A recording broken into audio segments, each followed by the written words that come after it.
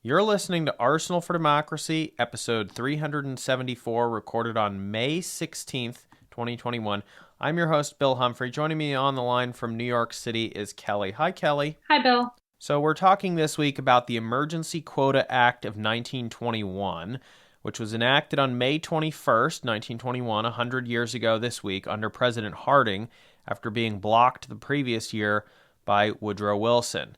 And this legislation, which, as we'll talk about, had some more famous successor legislation, but is really influential on those successor legislations, restricted the number of immigrants admitted from any country annually to 3% of the number of residents from that country living in the United States as of the 1910 census. Now, I want you to note here the use of 1910, not 1920. I believe that the 1920 results, which we'll be talking a lot more about the 1920 census on our bonus episode this week, had not come back yet at the point when this was being debated in Congress and signed. So they were using the most recently available data of 1910. But there were some problems with this. A lot of that we're going to talk about in our 1920 census episode later this week. But suffice it to say here that residents of one of the approximately 27 newly created or significantly expanded countries after World War I were to be counted on the basis of the new country's quotas as adjusted for estimates of population in 1910 from those geographical areas, which must have been quite difficult since the 1910 census, as far as I was able to figure out, did not ask that level of detail. If the person was of foreign birth, they gave their country, they gave their language, but they did not give their subdivision of origin, their city of origin, or anything like that, which would have been useful for trying to figure out what country they had come from after the fact, after the countries were redrawn. Again, we will be talking about that more on our 1920 census episode later this week. But again, to make this point clear up front in the intro, this was a very difficult proposition to write the law this way, given the significant number of changes that had happened, and in many cases, the focus on curbing immigration from those particular countries, which were continuing to experience a high level of instability, either from general economic problems from having been carved up or whatever, or from ongoing civil wars, revolutions, and wars over the exact borders with their neighbors. So, Kelley, before we get into some of those more detailed numbers, can you give us some of the political factors leading to this sort of sense of crisis that there was some sort of immigration emergency that needed to be dealt with through a system of quotas? Absolutely. And like they say, history doesn't repeat itself, but it does rhyme. And I kept thinking of that as we researched this act today. Like other racist immigration actions, they were the result of decades of scapegoating of the immigration population. The end of World War I in the United States was a difficult time as the government, the military obviously demobilized. People who had been enlisted in the army began to look for work, and unemployment rose to about 20%. This was partnered with soaring consumer prices, with some things costing as much as 105% as their pre-war prices.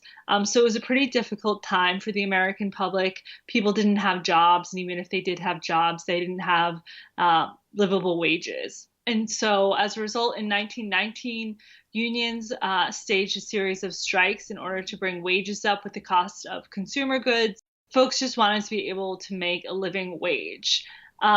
These union strikes, of course, as they were designed to do, did disrupt parts of the American economy. This was partnered with some growing political movements, and mail bombs were sent from anarchists, or folks that are most simply described as anarchists. These mail bombs were sent to a series of politicians, and on June 2nd, bombs were detonated in 8 cities. You can hear more about this on a previously recorded Arsenal for Democracy episode from August 19th that we will, of course, link in the notes. Along with this anarchist activity, there was this rise of so-called scientific racism. People were using the scientific method for the first time, but in ways that were quite inappropriate. and even the U.S. Senate got in on this racism. And in 1911, the U.S. Immigration Commission found that the world could be divided into a 5-tier race class system.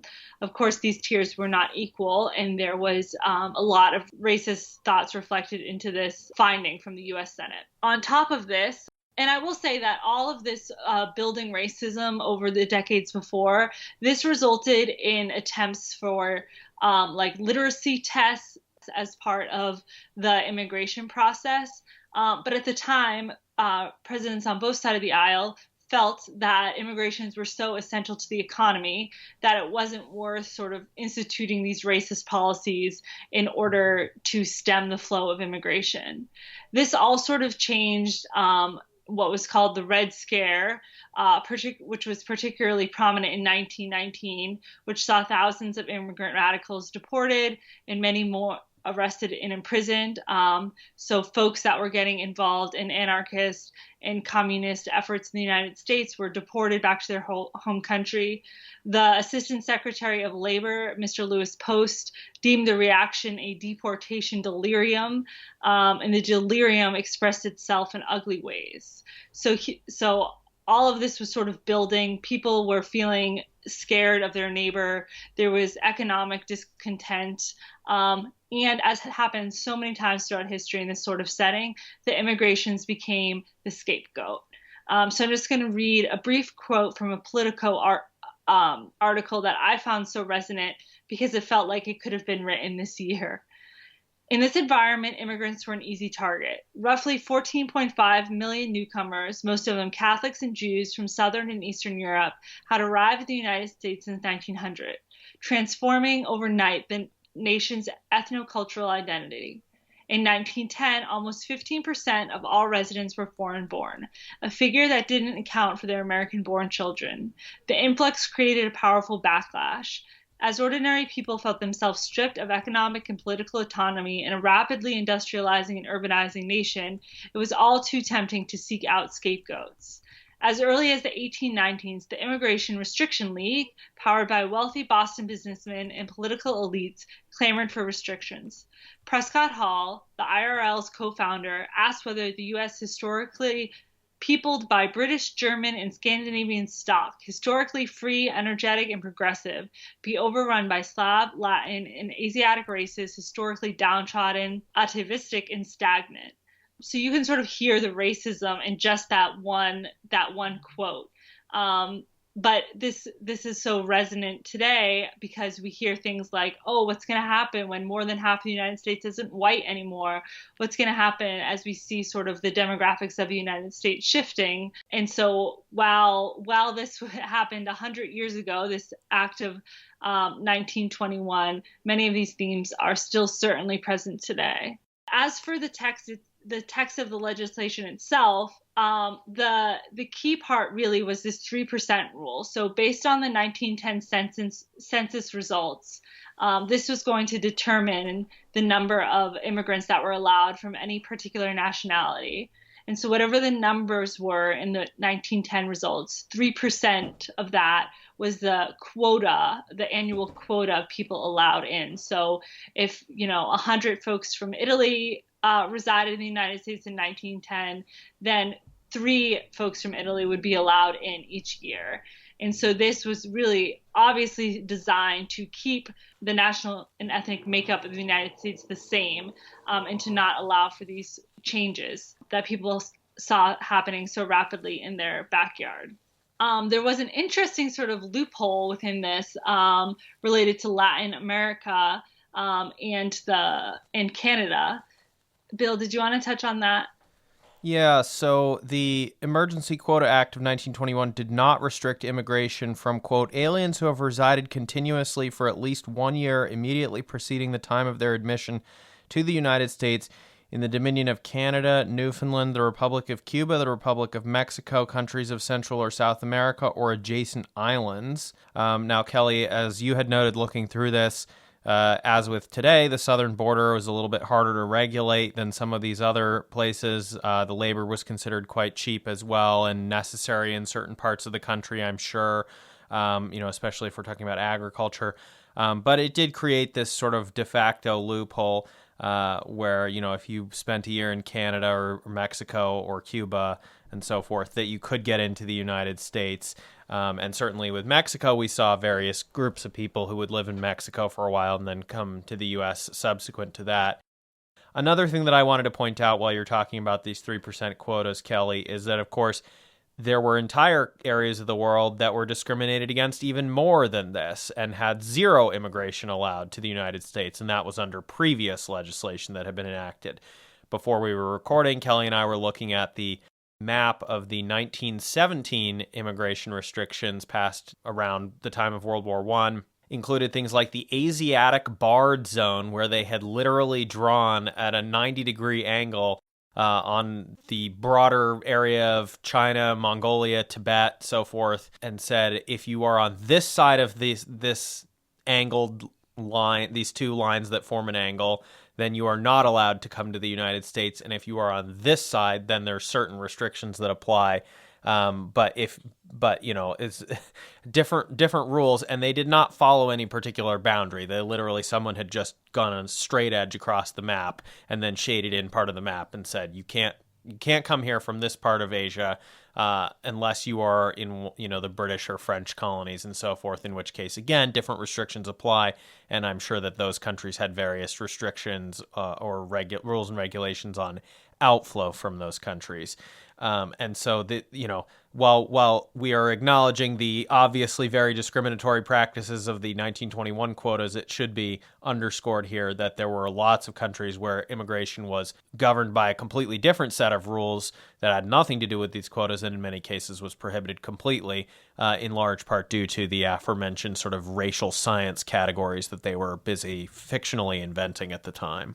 So, one interesting thing that I wanted to comment on and discuss with you, Kelley, while we're going over this topic today is you've talked about sort of the political factors here, but some of the sort of paranoia and hysteria around it seems not to have been grounded in particularly clear actual facts about what was happening at the time.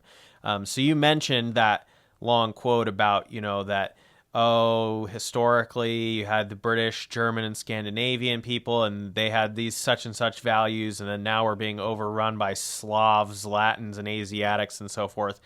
And there's definitely like kernels where you can see what that kind of racist view is supposedly grounded in, not in what the values meant, but in terms of the actual numbers.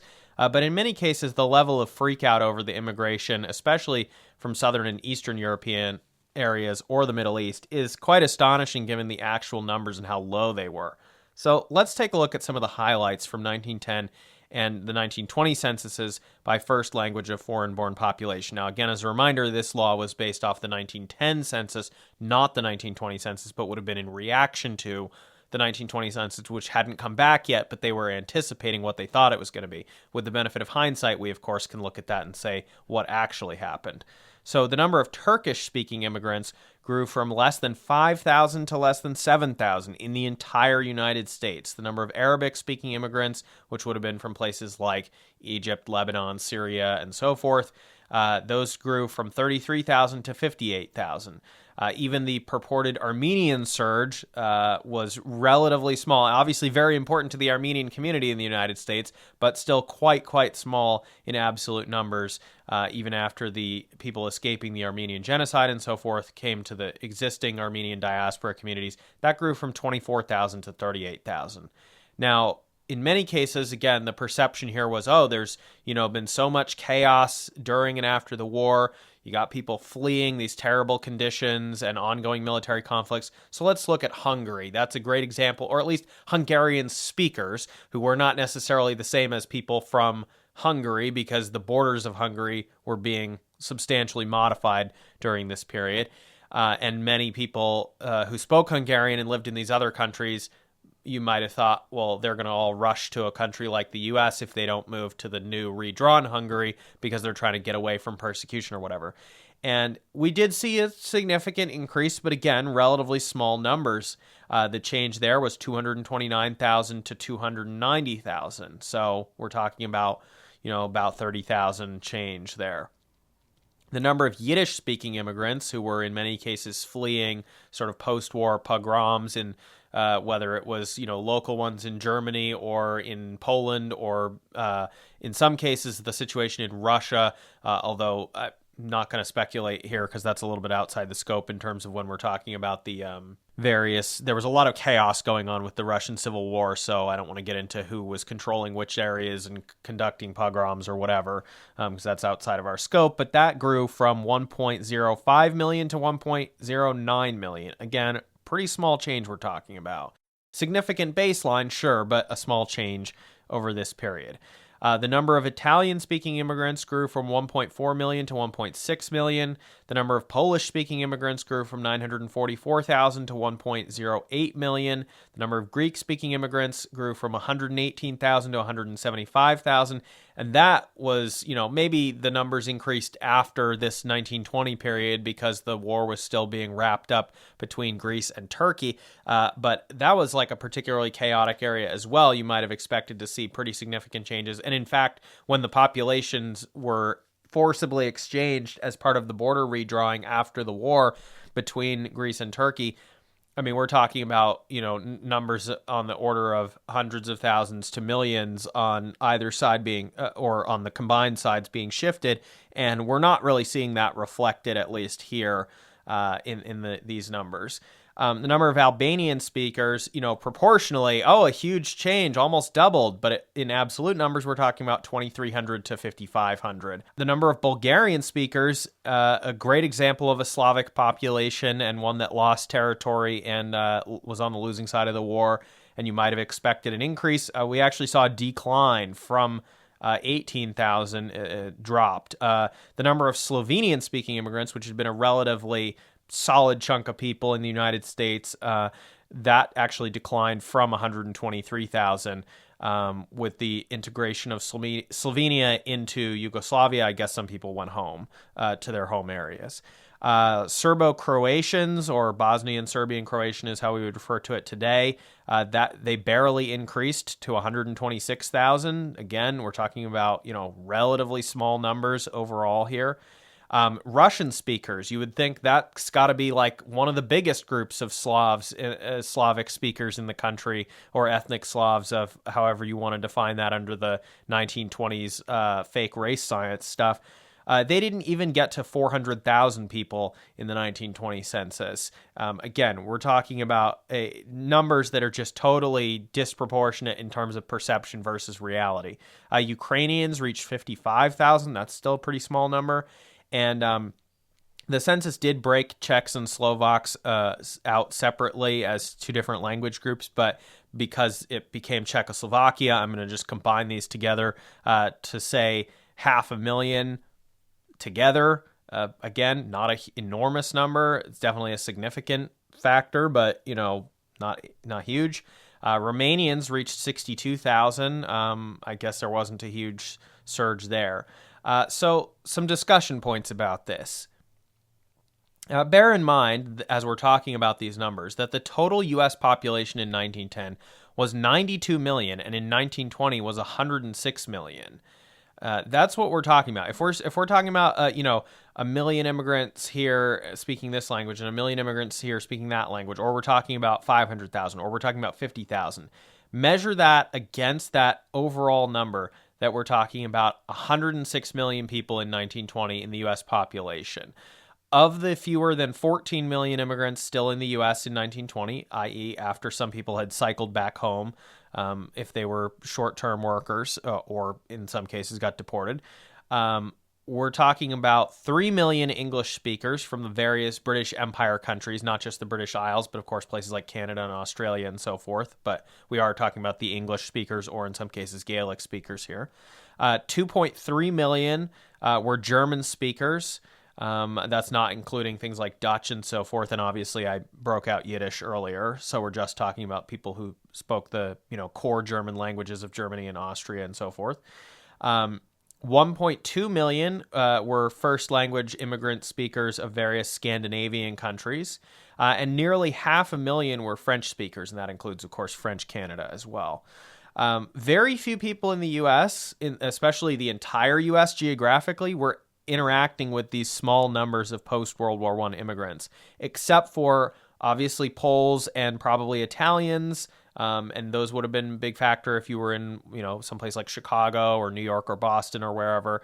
But again, they weren't necessarily spreading out through the entire country. And in certain areas, there would have been significant presences of Eastern European Jews. We did mention again that 1.09 million Yiddish-speaking immigrants in 1920.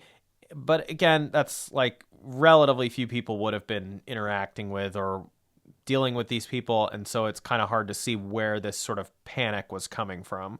And if you add together all of the different Slavic-speaking immigrant groups, by my count, I think we're looking at around 2 million people out of 14 million immigrants and 106 million population total. So hard to see where this purported overrun is of Slavs, Latins, and Asiatic races. I mean, Latins, they're just talking about Italians and Spanish, I guess, and we already talked a little bit about the loophole with regard to Latin America, but Asiatic races, so to speak, if that's even a real thing, basically not immigrating to the U.S. at this point for various legal reasons and other factors.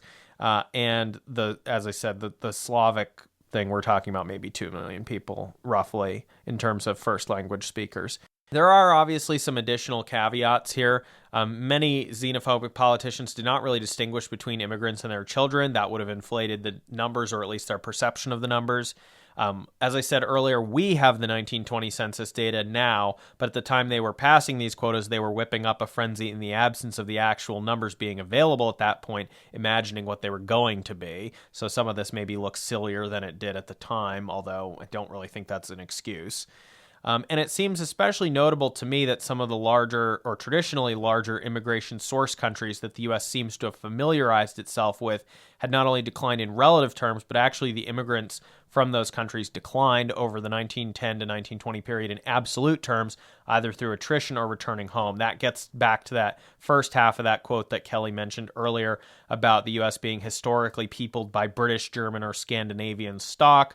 And as I noted, going through those statistics, if we're looking at the Scandinavian countries speakers, the Germanic speakers, the British Isles, and various other British Empire areas of English speakers, and the French, all of those groups of foreign language speakers did decline in the numbers of foreign-born immigrants when broken down by native language. And that, again, includes English for various countries. And that fact, as much as the increase, or perceived increase, I should say, in other new groups of immigrants from other parts of Europe further south or east, must have sort of upended that sense of what was normal at the time and led to the idea that immigration wasn't per se a problem, but only if it came from certain countries. And we eventually see the further quota revisions later in the 1920s roll back from the 1910 to the 1890 census to really try to cut back on that so-called wrong country immigration, especially Italian immigration. And as we said earlier, the Latin America question, they were being a little bit blurry there, I think, with their Spanish and Portuguese speakers as to whether or not they were from Southern Europe, so to speak, or just from Latin America, which wasn't actually restricted by the Emergency Quota Act of 1921. So, Kelley, that's a lot of numbers that I've gone through there and various data points, but I was wondering if any of those jumped out at you or things that you wanted to talk about. Yeah, I mean, it seems like, as with many conversations about immigration, there doesn't really seem to be any sort of like defendable, non-racist version of why this was so important at the time. This influx of folks that they imagined was happening wasn't happening to the extent at which it was sort of documented at the time. It doesn't really explain like the fervor around this. I wonder how much of this is really related to just like the change in people's experience in the world during and after the First World War. I mean, I think it would be hard to understate the effect of experiencing any sort of world war, let alone the first, and sort of realizing that you live in a world that is so interconnected, in which you do have to sort of become a global citizen and look beyond, your neighborhood or even your country. And so I wonder how much of this is really related to just the anxiety about the changing world, and about, having to worry about what's going on in Europe, in other parts of the world. And that is sort of like an unanswerable question. But as as I look at all this, in the numbers you've just read, Bill, really reveal that this sort of influx wasn't happening quite like folks said it was happening. I'm really just curious about like what else was going on in people's minds at the time that led to this sort of immigration scapegoating. Yeah, I mean, I think there's an obvious modern parallel when you ask people like, what do you think the percentage of immigrants in the country is? Or the ever popular one, especially in Europe, is what percentage of the population do you believe is Muslim? Similar demographic question there. And people will, look at a number that's very low single digits and be like, yeah, I'd say it's definitely in the 20 to 50% range. Like just completely wildly out of proportion to reality. And that's what these laws get based on and so forth.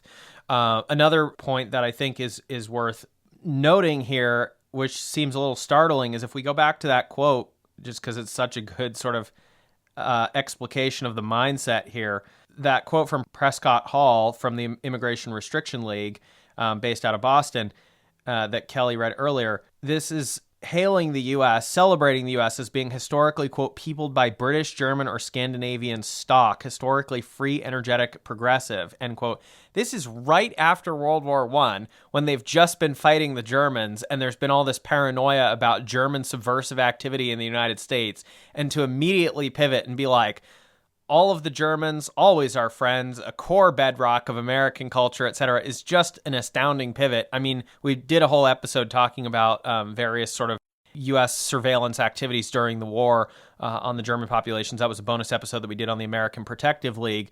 But an interesting and fascinating pivot to make there. And I will grant you, like, if you separate sort of paranoia from non-paranoia, many of the Germans who came to the United States were very much democratic liberals, especially if they came here after the failures of the revolutions in 1848. And of course, we've talked on previous episodes about communist and anarchist Germans in the Chicago area and so forth. So there's definitely like a very, I guess we'll call it progressive category of German immigrants, and they would not have been favorable toward the German Empire and the Kaiser and so forth. But again, we're talking about paranoia here. So where is this why is the distinction being made there, but not being made with these other people? It just, at a certain point, you've folded it in on itself. So you've got like, well, this paranoia was fine like 2 years ago or 3 years ago, but now we're on to a different paranoia, and we actually like those other people. I mean, you see that time and time again, even with my family happens to be quite Irish, so I often think of that. But the role of Irish immigrants in Boston, going from certainly the undesirable nationality to then being considered, white, and then fitting into whatever like white tier of some socially constructed tier nationality system. And so I think that is a theme that is present over and over again in American history. There is no scientific backing to any of this, so it is just the opinion of the day of what is desirable and undesirable. And we have seen so many of our immigration populations, each of which brings something unique and special to the country, be scapegoated upon their arrival. We're getting near the end here, but did you want to go over some of the sort of timeline stuff very briefly before this legislation, and then what it led to subsequently? Absolutely. So I think just to echo the point that this Act of 1921 did not happen in a vacuum, but was the result of decades of growing anti-immigration sentiment in an evolving world. It goes back. The first inspection of immigrants actually happened in 1855 as Irish immigrants came fleeing the potato famine. And this is when we start thinking of Ellis Island as the sort of inspection center as immigrants came to the country and processed through. This was followed in 1882 by the Chinese Exclusion Act, which was just excluded folks from China. And then the 1907 Gentleman's Agreement with Japan, which again further excluded people from Japan from immigrating to the United States. In 1917, this Gentleman's Agreement in 1907 was followed up in 1917 with an Immigration Act, again specifically targeted at curtailing immigration from Japan. And in 1921, this Emergency Quota Act that we've been discussing established the first numerical limits on the number of immigrants. What's interesting is that by 1924, when the Emergency Quota Act was set to be renewed, people just took quotas for granted. And so there was no debate on whether or not these quotas should exist, but rather what the quotas should be. In the Immigration Act of 1924, made the quotas stricter and permanent by basing the quota figures on 1890 and no longer requiring the act to be renewed every 2 years. This 1819 census was key because it was before the second big wave of immigration by folks from Southern and Eastern Europe. This Immigration Act of 1924 instituted the visa process that we know today. And Ellis Island, as a result, was no longer used as that processing and detention center, but the immigration system really switched to the visas. And amazingly, this quota system, which was born out of the 1921 Emergency Quota Act, stayed in place until 1965, which I think is fascinating, that this Emergency Act gave birth to these quotas that would be used for more than 40 years, and also gave birth to the act that would institute the visa system that we still use today. And unfortunately, the legacy of this act does not end there. Jeff Sessions actually cited this 1924 act, which was the follow-up to the 1921 Emergency Quota Act, as a model. And so that just goes to show you how 100 years later, this Emergency Quota Act is just still so relevant today in the conversations we have about immigration and the policies which we discuss to govern it. So one final thing I wanted to talk about is a local connection to me here in Newton, Massachusetts, where I am a city councilor. So Newton actually had one of the first sort of zoning codes in the country, and specifically one of the first exclusionary zoning codes. Now, obviously, part of the zoning objective is, so you don't have like factories getting built next to people's houses and stuff like that. But exclusionary zoning basically says, either certain people can't live here, or more abstractly that, only a certain class of people can live here via certain levers and controls, like, only single family houses with large lots can be constructed and that kind of thing. And Newton, of course, already had kind of a jumble and mix of various different neighborhoods and housing types and business types and things like that. And so some of this, the cat was already out of the bag and they couldn't really do much about that, but they were trying to impose restrictions on the undeveloped areas of the city and so forth. And there was a letter to the editor in one of the local papers called the Newton Graphic on April 14th, 1922, which had a very interesting quote in support of this zoning code, which was initially vetoed a couple of times before eventually being passed and signed into law. Quote, "As a country, we are shutting the doors against undesirable immigrants. We are shutting out certain people from the country for the country's good. Has a city on a small scale to do as far as it can what the nation is attempting at a larger scale?" End quote.